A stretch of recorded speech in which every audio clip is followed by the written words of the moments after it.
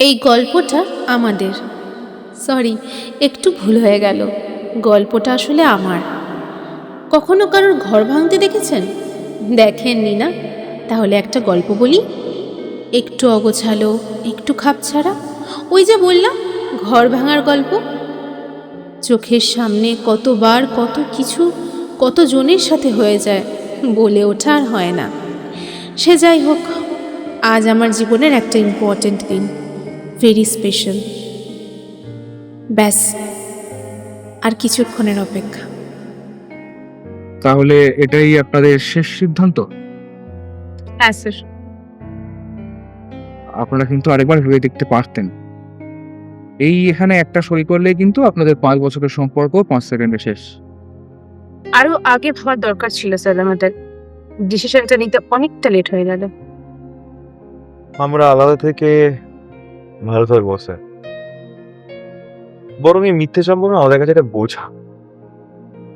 ওকে, যখন আপনারা সব ডিসাইড করেই ফেলেছেন তাহলে এখানে সাইন করে দিন।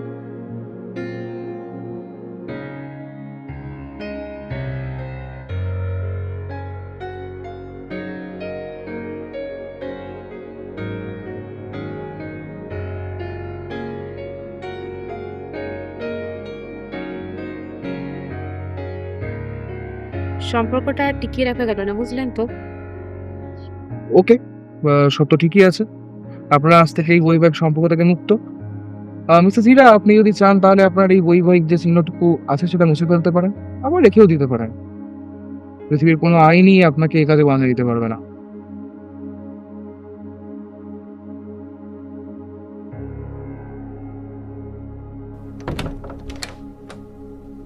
তোরা এখানে? এটা সর, এটা তোরে ঢুকি আগে। কেমন আছো ইরা? এই চলে যাচ্ছে।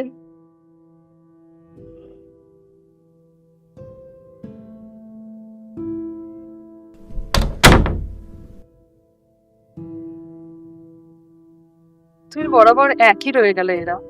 আর কি করি বৌদি, শুধু এই বাইরের অ্যাপিয়ারেন্সটুকুই বদলেছে, ভেতরের মানুষটা তো একই রকমই আছে। না না, একই থাকলে হয় নাকি? Ira, change is ইনেভিটেবল।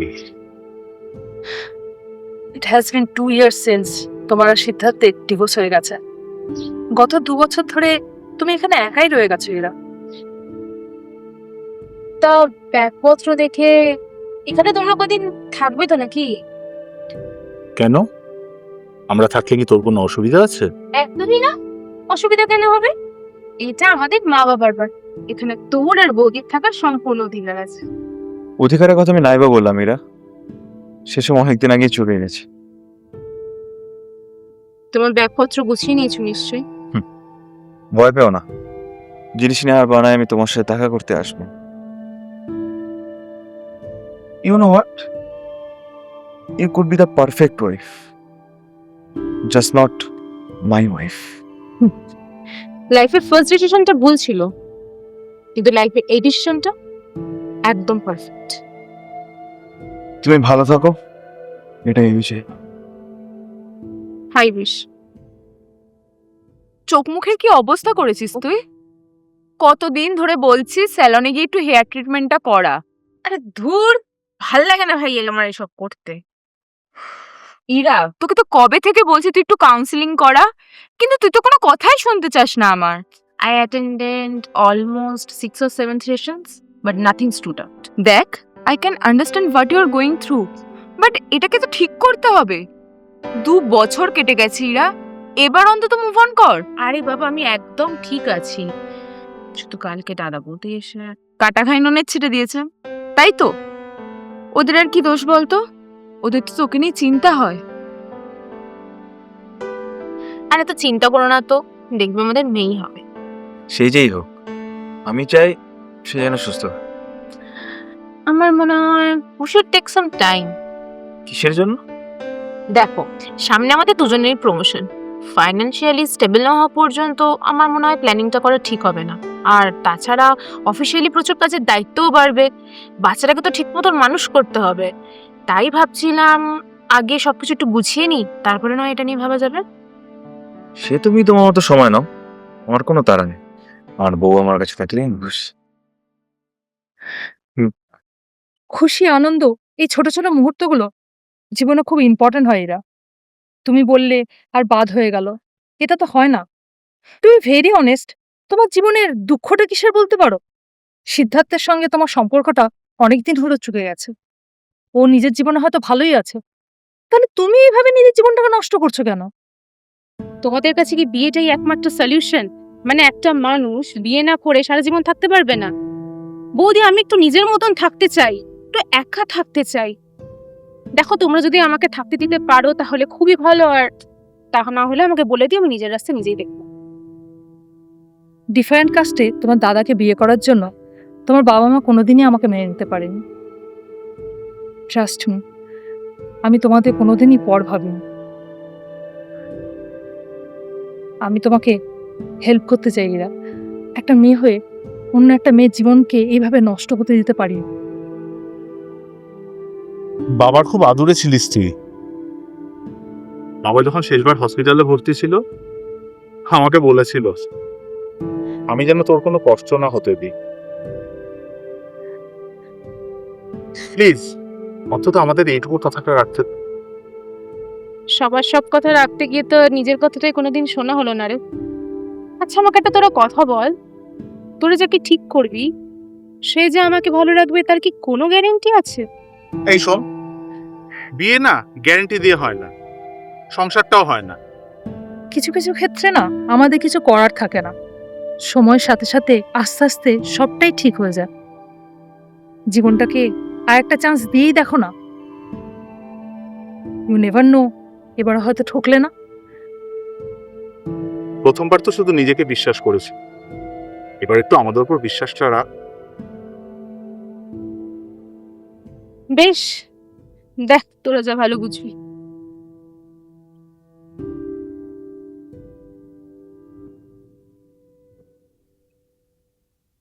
দেখ কি করবি মানে? তুই সিরিয়াসলি বিয়েটা করবি? না মানে কর, বাট ছেলেটাকে একবার দেখবি না? এটা তো দেখার কি আছে, সবার যা থাকে ওরও তাই আছে, দুটো হাত, দুটো চোখ, দুটো পা। ফালতু বকিস না তো ব্যা। এই, তখন থেকে কি করছিস না ফোনের মধ্যে? ও তেমন কিছু না, ওই আগের দিন একটা ডেটিং অ্যাপে রেজিস্টার করেছিলাম। তুই তো জানিস আমার দ্বারা এসব প্রেম টেম হবে না। সো সো আজকে বিকেলে দেখা করতে বলছে। নাইস। তো তুই মুখটা এরকম বাংলা পাঁচের মতন কেন করে রেখেছিস?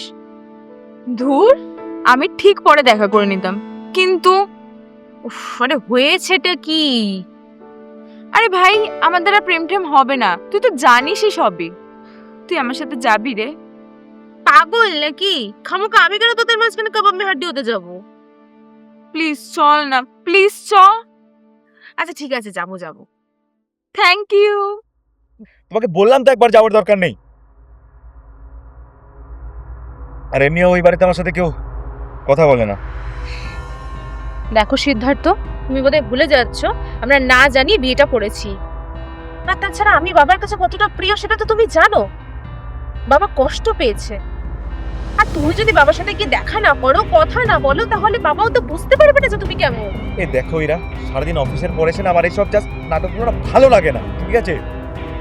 তোমাকে বলেছি তুমি একবার যাবে না তো যাবে না। 9 to 5 জবটা তুমি শুধু একা করো না, আমিও করি সিদ্ধার্থ।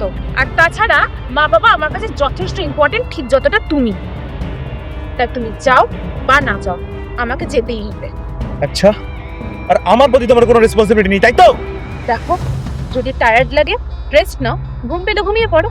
ফ্রিজে খাবার রাখা আছে, মাইক্রোওভেনে গরম করে খেয়ে নিও। আমি ঘন্টা 2-এর মধ্যে ফিরে আসবো, আর স্পেয়ার কিটা নিয়েই যাচ্ছি, সো কোনো অসুবিধা হবে না।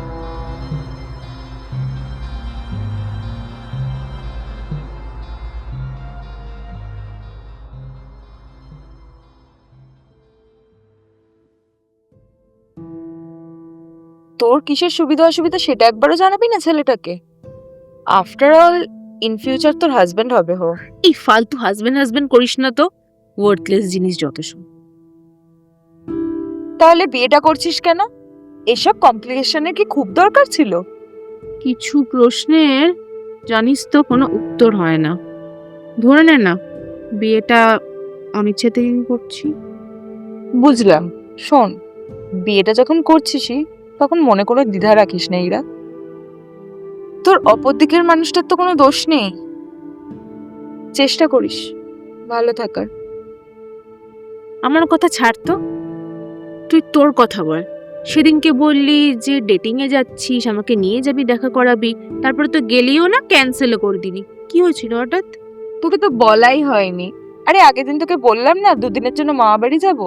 ওখানে ওর মা বাবা এসেছিল আমাকে দেখতে, আর আমার ফ্যামিলির সবাইও ছিল ওখানে।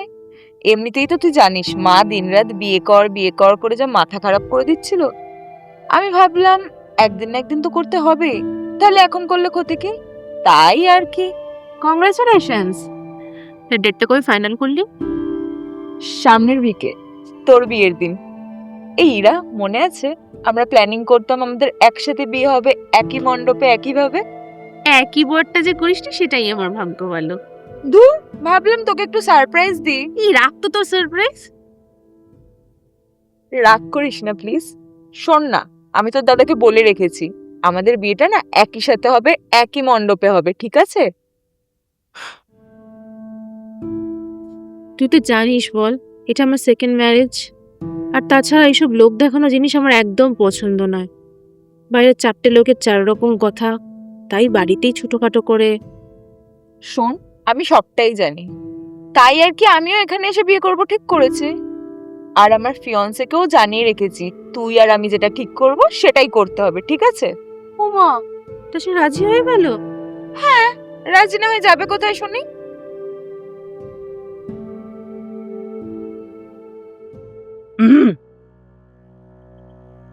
ডিস্টার্ব করলাম না তো অসময়ে এসে? আপনাকে তো ঠিক হ্যালো, আমি স্বর্ণজিৎ। আপনি আমাকে স্বর্ণ বলেও ডাকতে পারেন। আমি আপনার বৌদির ভাই, ওই মানে দুঃসম্পর্কে। বৌদি বলেনি কিছু আমার আসার ব্যাপারে? মেয়েদের সাথে কথা বলতে গেলে বুঝি কনফিডেন্স হারিয়ে ফেলেন? তা না, আসলে কোথা থেকে শুরু করব না সেটাই বুঝে উঠতে পারছিলাম না। এত নার্ভাস হচ্ছেন যে? মানে আসল কারণটা কি? এত নার্ভাস হলে বিয়েটা কেন করছেন? নাকি আমার ডিভোর্সের জন্য? আসলে বিয়ের আগে যদি আমাদের একটু পরিচয় হয়ে যেত, আর আপনার ডিভোর্স নিয়ে আমার কোনো প্রবলেম নেই। ওয়েল, বৌদি আমাকে বলছিল বিয়েতে বেনারসি পরার কথা, বাট আমি কিন্তু ওসব পরবো না, আর আমার এখন অত সাজতেও ভালো লাগে না। তাই বলছিলাম যে না না না, আপনি যেটাতে কমফর্ট ফিল করেন সেটাই হবে, ওসব নিয়ে আমার কোনো ট্যাবু নেই। দেখুন, ব্যাপারটা হয়তো আপনার জন্য খুব সহজ হতে পারে, বাট আমার জন্য নয়। যাকগে, আমি আমি চেষ্টা করব সংসারটা করার, কিন্তু কথা দিতে পারছি না। শুনুন, বিয়ের পর যদি আমার এটা মনে হয় যে আমি সংসারটা করতে পারবো না, আমি কিন্তু বেরিয়ে আসবো সংসারটা থেকে। তখন কিন্তু আপনি কোনো না করতে পারবেন না। শুরুর আগেই হেরে গেলেন? দেখুন, এই বিয়েটা আমি এক প্রকার জোর করেই করছি। ভবিষ্যৎ কি হবে আমি জানি না, তবে আমি চেষ্টা করবো বর্তমানটুকু নিয়ে বেঁচে থাকা। আচ্ছা, আমার সাথে কি এক কাপ কফি খাওয়া যেতে পারে? কেন যাবে না? চাইলেই সব পারা যায়। তুমি বুঝতে পারছো এটা আমার জন্য কতটা টাফ? এই শোনো, তুমি না প্রথম না, ঠিক আছে?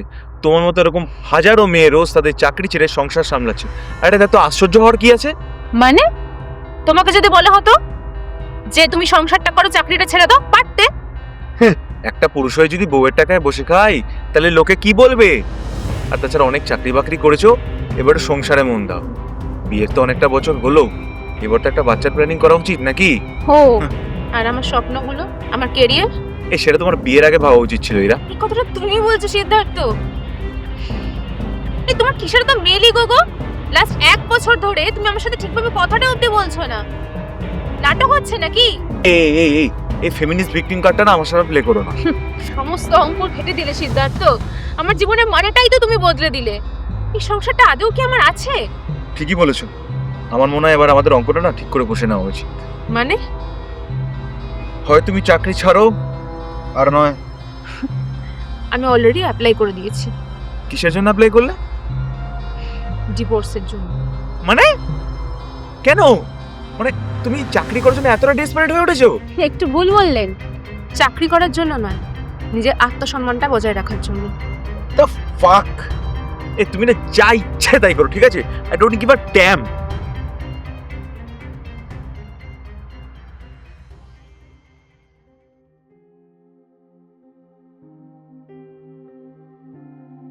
বোনটাকে নিজে কি করি না? আহা, ওরম করে বলছো কেন? হুট করে বিয়ের কথা বললে কি বিয়ে করা যায়? হুট করে ডিভোর্স হয়েছে, এতটা সময় কেটে গেছে, এতদিন তো কোনো রকম ডিস্টার্ব করিনি, কোনো রকম প্রেশারও তো দেইনি। আমার উপর একটু ভরসা রাখো না। আমার মনে হয় না এবার ইরা না বলবে।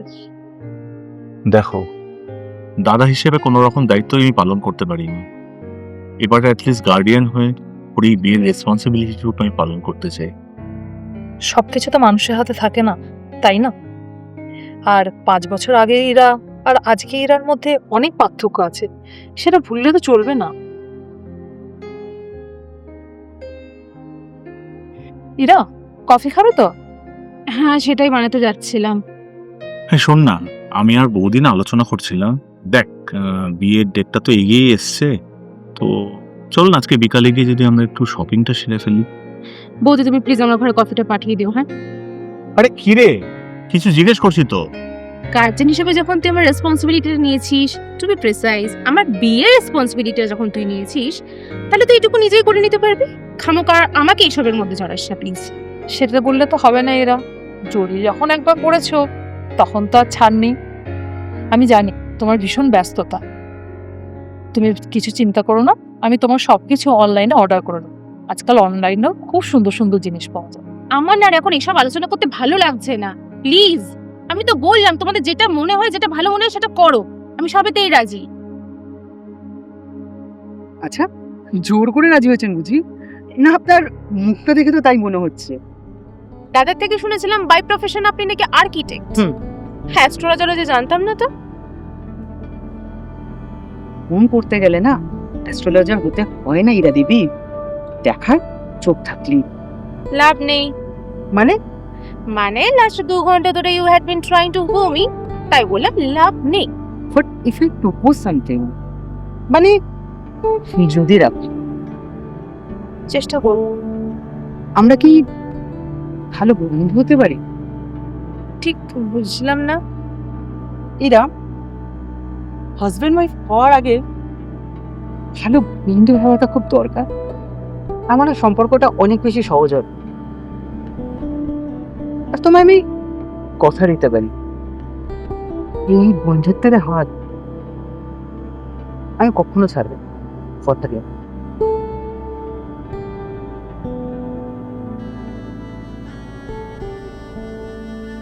কিরে, তুই রেডি তো? ভয় করছে না তো? ভয়? আমার আবার কিসের ভয়? হয়তো তোর লাগার কথা, আমার তো না হয় একবার এক্সপিরিয়েন্স আছে, বাট তুই তো একদম নেই। ধুর, ওটাকে আমি বিয়ে বলেই মানি না। কোনো সানাই নেই, লোকজন নেই, কোনো সাজগোজ নেই, ভালো লাগে বলতো? I am so happy for you. খুব মিষ্টি লাগছে না তোকে? আমি তো অপেক্ষা করছি কতক্ষণে যে তোর বরটাকে দেখবো। Same pinch. এই শোন না, আমার মেকআপটা ঠিক আছে রে? ও খুব ওভার দ্য টপ লাগছে না তো? সব ঠিক আছে, খুব মিষ্টি লাগছে দুজনকে। আচ্ছা, তোমরা রেডি তো? ওরা কিন্তু চলে এসেছে। আরে তোমরা তিনজনে এখানে? ওদিকে ঠাকুরমশাই তাড়া দিচ্ছে, চলো তাড়াতাড়ি। আচ্ছা, তুমি যাও, একটু সামলাও, আমি ওদেরকে নিয়ে আসছি। আচ্ছা তাড়াতাড়ি তাড়াতাড়ি। সুচিস্মিতা, তুমি আগে চলো, তোমাকে আগে নিয়ে যাই। হীরা, খুব সুন্দর লাগছে তোমাকে। তুমি কিন্তু ঘরেই থাকবে, আমি আগে ওকে নিয়ে যাই, তারপর তোমাকে নিয়ে যাবো। আচ্ছা।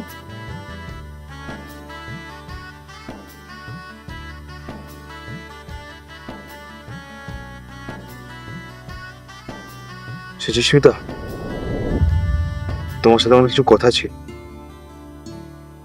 অনেকদিন ধরেই ভাবছি বলবো, কিন্তু বলে ওঠা হয়।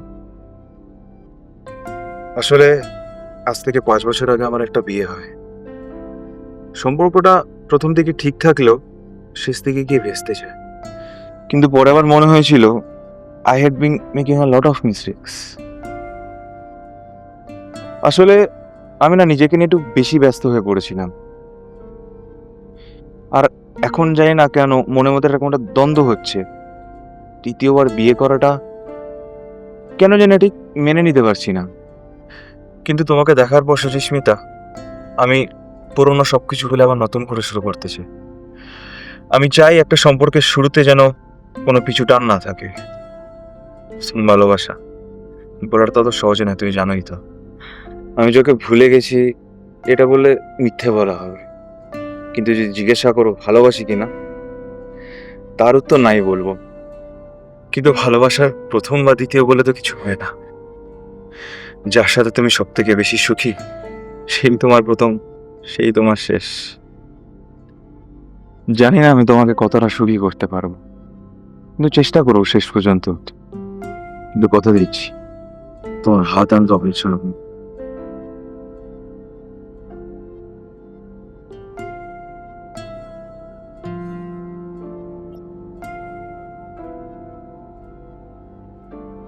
ভাগ্যের কি পরিহাস, তাই না?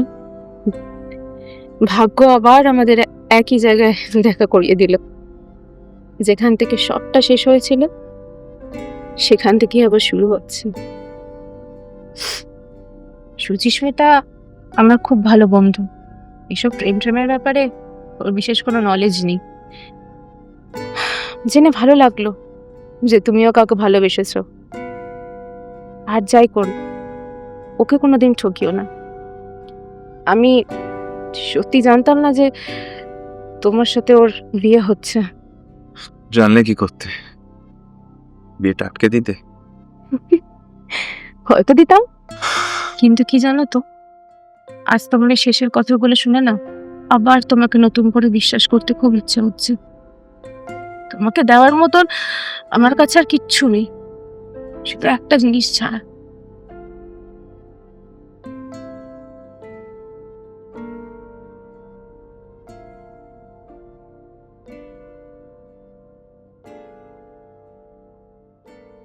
আমাকে দেওয়া তোমার এই চিহ্নটুকু আমি তোমাকে দিয়ে গেলাম। তোমরা খুব সুখী হও, ভালো থেকো।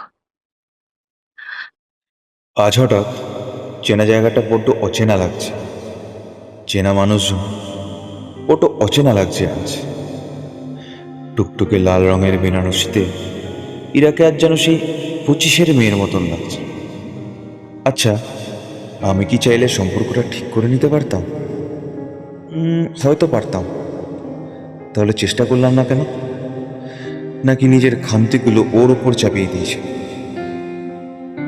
এই 5 বছরে আমরা প্রত্যেকে বদলে গেছি, কিন্তু আমাদের মন আদৌ কি সেটা বদলাতে পেরেছে? জানি না। আজ আবার আমি বিয়ে করছি। আচ্ছা, আমি সুচিস্মিতাকে ঠকাচ্ছি না তো? যদি আমি আবার হারিয়ে ফেলি?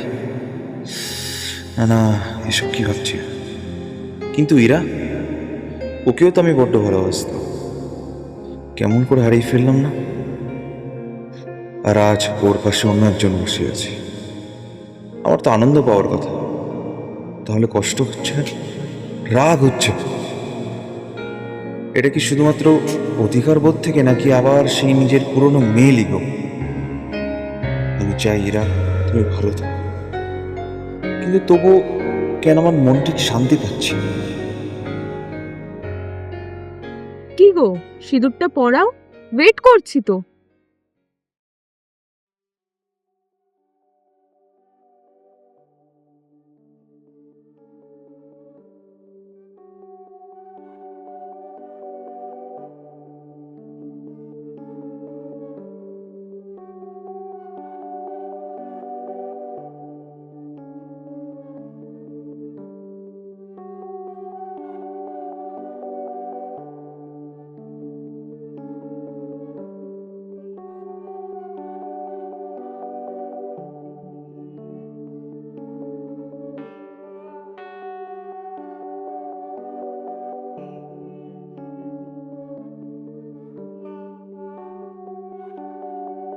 আজ থেকে আমি তোমার আর তুমি আমার হলে। কিরে, বিয়েটা তো হয়েই গেল। তোদেরকেও খুব একসাথে মানিয়েছে রে, খুব মিষ্টি লাগছে। আচ্ছা চলো এবার সবাই উঠে পড়ো, এবার খাওয়া দাওয়া করে নাও।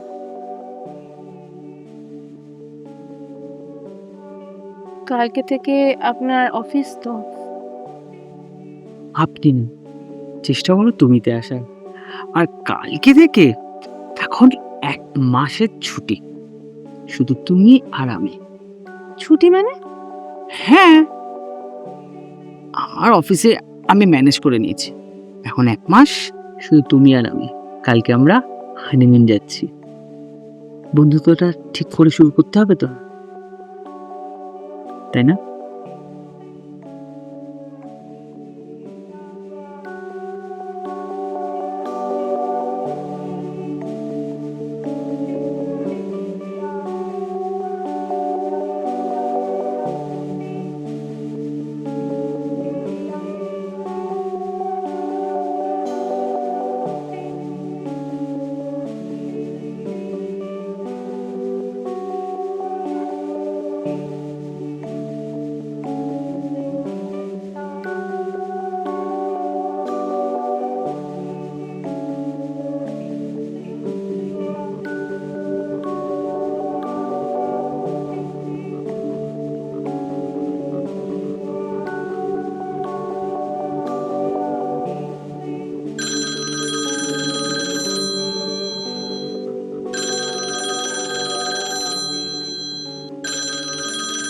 না, আবার ফোন করছো?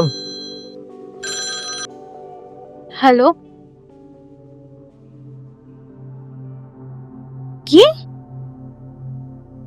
কি হয়েছে? কি হয়েছে? সিদ্ধার্থ ফোন থেকে সুচি ফোন করেছিল। হ্যাঁ, তো কি হয়েছে? সিদ্ধার্থ মারা গেছে। হ্যাঁ? বিয়ের পর বন্ধুদের সাথে ওভার ড্রিঙ্ক করার ফলে ম্যাসিভ হার্ট অ্যাটাক। এটা সত্য বিয়ে করলো? একটা কাজ করো, চেঞ্জ করে নাও, চলো কিন্তু যেতে হবে। চলো তুমি চেঞ্জ করে নাও। হ্যাঁ, মন খারাপ করো না, চেঞ্জ করে নাও, চলো আমি চেঞ্জ করে নিই।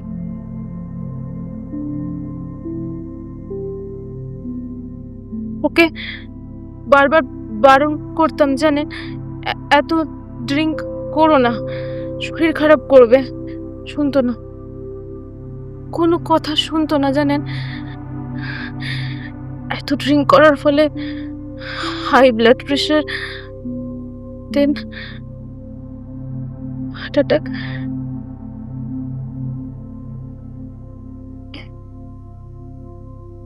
আমরা না আমাদের জীবনের শেষ চিহ্নটুকুকেও না ভুলতে পারি না। আচ্ছা আপনারা বলুন তো, সত্যি কি কোনো চিহ্ন মুছে ফেলা যায়? পুরনো কোনো জিনিস কি সত্যি ভুলে যাওয়া যায়? কখনো কখনো স্মৃতির মধ্যে দিয়ে সেই চিহ্নগুলো আজীবন দাগ কেটে যায়।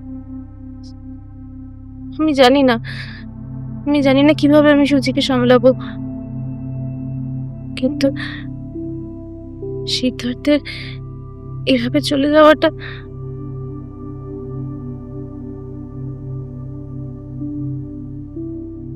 যাই হোক, আমাকে উঠতে হবে, আবার দেখা হবে ইরা! কোনো গল্পে।